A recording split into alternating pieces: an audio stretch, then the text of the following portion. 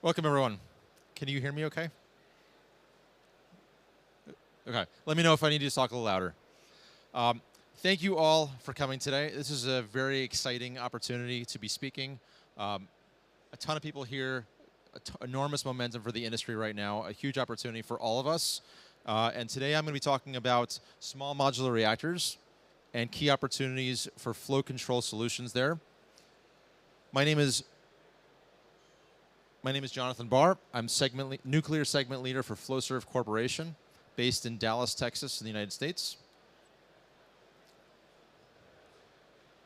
In my presentation today, I'm going to discuss briefly who we are at Flowserve Corporation, talk about the growing SMR landscape. The large reactor landscape is really exciting as well, but there are different complexities associated with small modular reactors that are worth some extra discussion, especially when it comes to flow control technologies. I'll talk about some of the specific challenges for flow control for SMRs, especially Generation 4 SMRs, and talk about some of the solutions for reactors that use helium or molten salt or sodium as the coolants. So first of all, why is there so much interest in SMRs?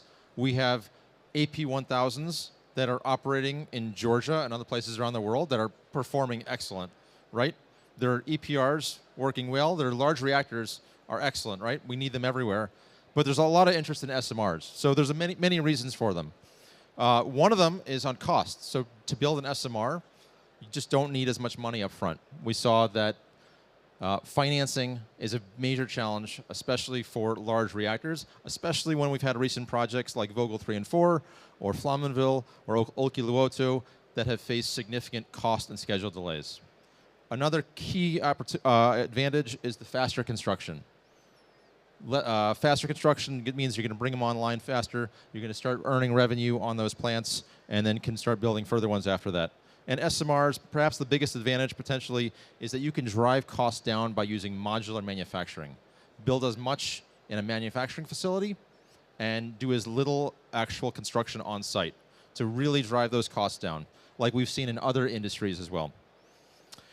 SMRs, especially fourth generation SMRs, give you lots of advantages for applications, including industrial ones that use process heat. So SMRs that use helium, sodium, molten salt are going to operate at higher temperatures, and those open up a lot of different opportunities. Another one, when you're using higher temperature operation, that opens up the possibility of using a thermal energy storage component to your system. TerraPower, our friends over there, are including that in their Natrium reactor, which is planned for Wyoming. And then flexible siting. So SMRs do not require as much land, give the developers lots more options of where to put them. You can locate them. One opportunity is in the coal to nuclear transition. There are places around the world where there have coal units that are approaching retirement, and SMRs are a good match for the size to replace it and have a lot of benefits for some of the workforce that supported coal power plants to come over there to work on an SMR. And then there are a lot of grids around the world that just aren't big enough to handle large gigawatt plus size reactors, where it makes sense to have a small modular reactor. Thinking about some of the developing economies in the world that really see the benefits of nuclear, SMRs make a lot more sense for smaller to medium-sized grids.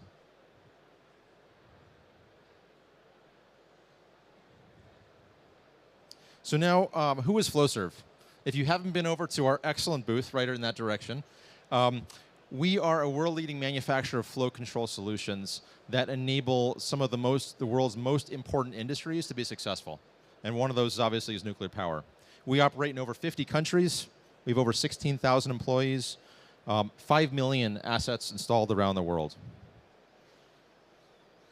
So when it comes to our nuclear business, if you do not run a nuclear power plant and therefore do not have Flowserve content in your facility, these are some examples of content we have. These include pumps, valves, end seals, and actuators. We have our content in over 300 reactors around the world, and we're really proud of that. Over 5,000 pumps installed, over 15,000 valves. Our large installed base is part of what gives us an advantage working with our customers. And so 300 reactors. We've got 400 plus reactors operating right now, so that's about 75% of them. 50% with our pumps. And among those, about 15% of operating reactors include Flowserve for the reactor coolant pumps, the most important flow control equipment of the entire nuclear power facility. Well, I'm going to focus on SMRs.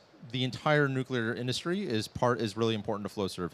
This includes supporting the operating reactors around the world, which have been performing excellently.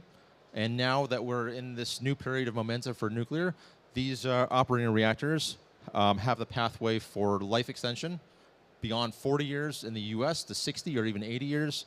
And with that, can see investments in the plants to support power uprates. We're also seeing restarts of several units in the United States, like Palisades, 3 Mile Island, and Duane Arnold, which recently got a big announcement last week. So we are very busy supporting them, and they trust us to provide them the technology that enables them to successfully operate and make it through each refueling cycle.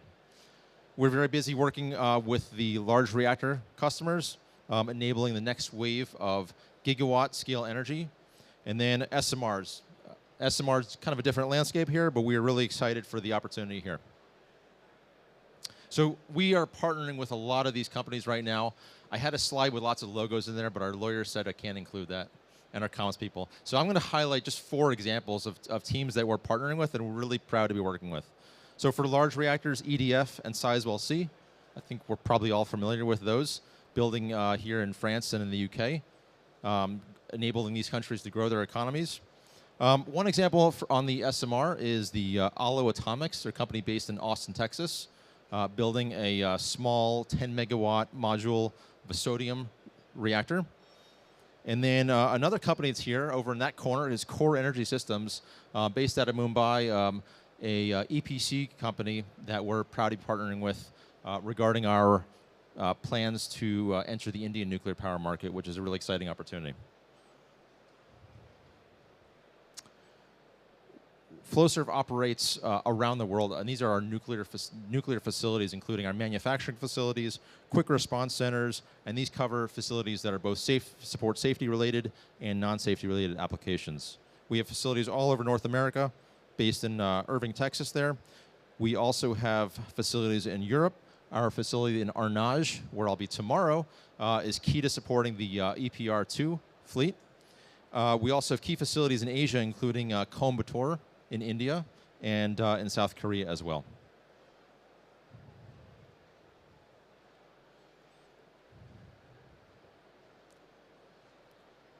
So before I get into some SMRs, I just kind of want to talk about why this time for nuclear is different than the past. There are so many different drivers for nuclear energy expansion now that we have not seen globally on this scale in many, many decades. For one, there are places in the world, like the United States, where we're seeing rising electricity demand for the first time in decades. Part of that driver is electrification, more manufacturing, but also increasingly data centers and AI infrastructure. This is a key driver for nuclear expansion. In many countries, energy security and independence has helped countries make decisions to support nuclear. Economic growth and job creation is one of the best benefits of nuclear power. Decarbonization is a critical goal around the world. And then, as I mentioned, SMRs especially open up lots of opportunities for industrial applications. Policy support is also at an all-time high. Before Flowserve, I worked in the policy circle in the United States, in the White House, working on a lot of these things. So it's great to be here now on the private sector side of industry, working to actually make this happen. International policy has been tremendous. We've seen the World Bank support nuclear. National policy, we're seeing direct investment in nuclear programs. In the United States, we're seeing tax credit support, loans to get new reactors moving, and we're also seeing a lot of improvements in permitting and licensing. In previous decades, that was one of the challenges. A lot of people who were thinking about financing nuclear said that licensing part, too risky. And even we're seeing a lot of local policy that's been very supportive for nuclear. One example in the US, the state of Texas, where I just moved to, we have our state government authorized over $300 million to support nuclear programs based in the state of Texas. Also, really important, in addition to policy support, is public support. And this is from the World Nuclear Association website, showing a collection of polls.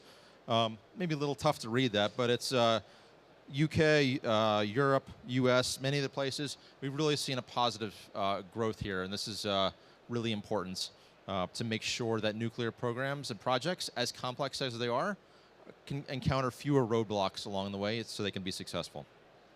So putting all those together, this is a really attractive opportunity for the potential build out here. Potentially, in the next 10 years, we could see 40 large reactors under construction just in North America, Europe, and South Asia alone. There's potential in even the next 5 years for up to 30 small modular reactors to be under construction of various technologies and sizes. And then we'll continue to see operating reactors pursuing these life extensions, power up rates, restarts where possible. So a very exciting time. And when we look at the nuclear industry, and before I talk about SMRs, it's helpful to kind of break them down into some of the technologies. This listing of companies here, I see a lot of cameras coming out. This is not an endorsement of these companies, but just some examples to show how many are under active development. And there are a lot more as well. We support the large reactors, typically over 1 gigawatt in size, water-cooled. And then when we talk about SMRs, we've got a handful that are the water-cooled versions that rely on a lot of the same technology as the operating fleet. But then there's this whole extra category of Generation 4 technologies. These are not new technologies, but a lot of the teams that are developing them are new. And there's less operating experience there. And then microreactors have a lot of different applications as well. Flow control considerations are not quite as important for Gen 4 microreactors. So let's talk about the SMR landscape first. So of the 416 operating reactors around the world, 3 are SMRs right now, 2 units in China, 1 in Russia. We have 3 under construction, China, Russia, and Canada. There's a BWRX 300 at the Darlington site under construction now. So that's really exciting to see that.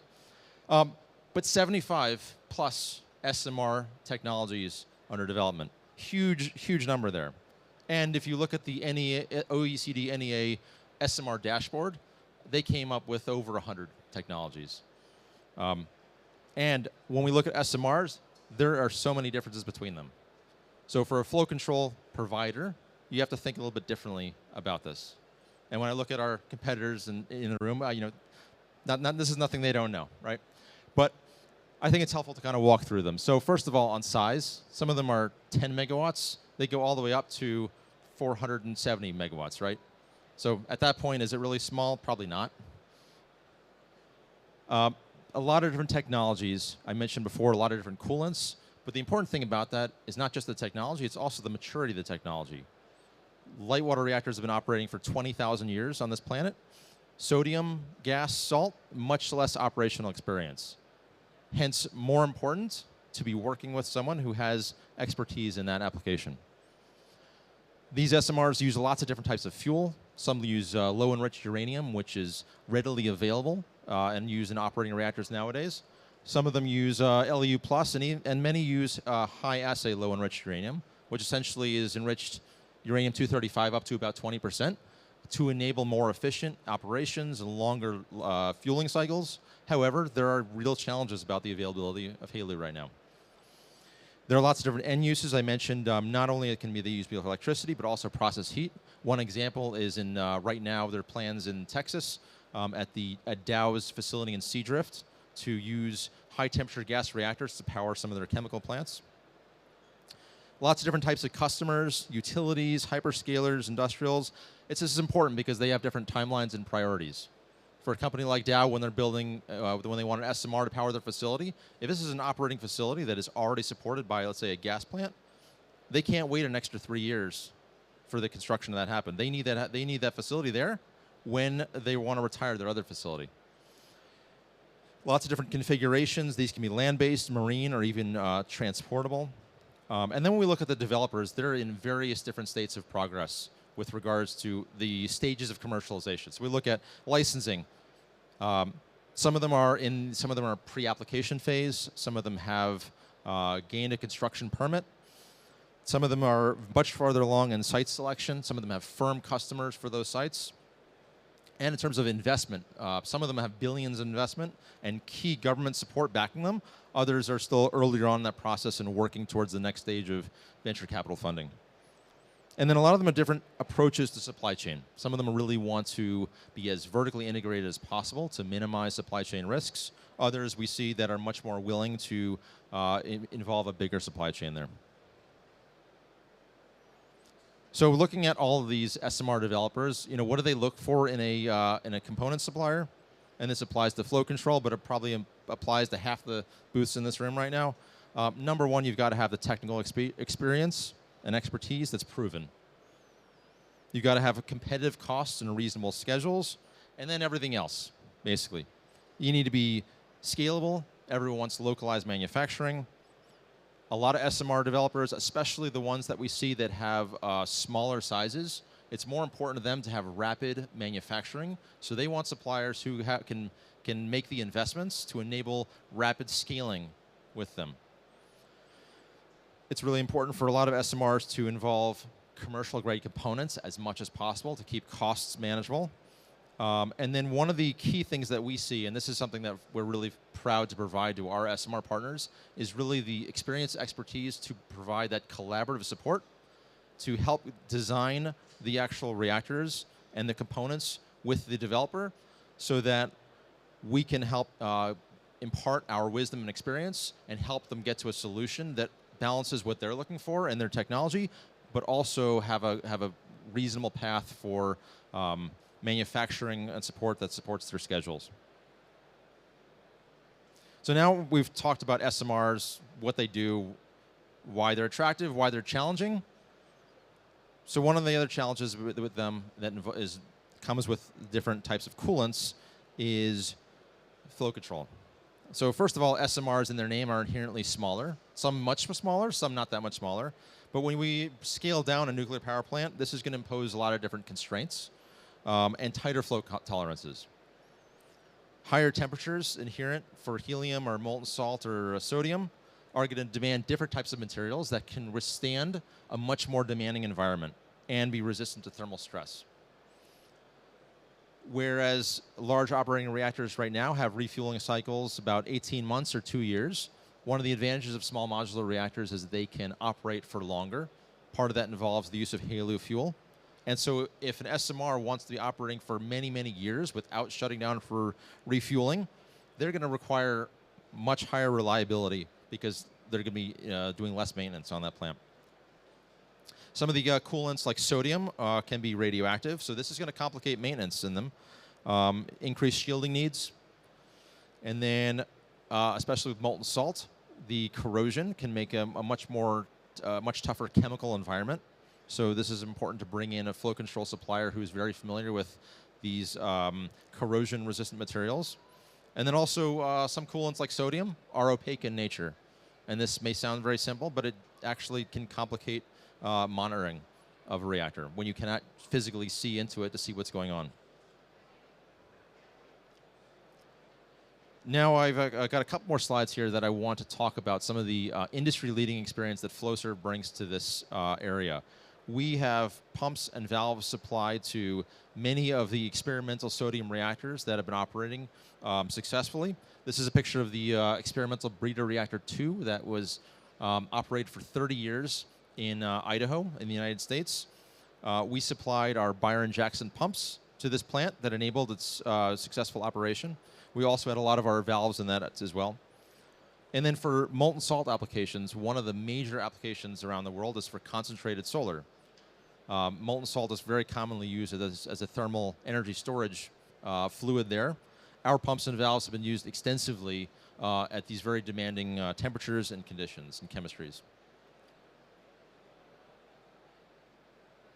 And I want to show some examples of our products.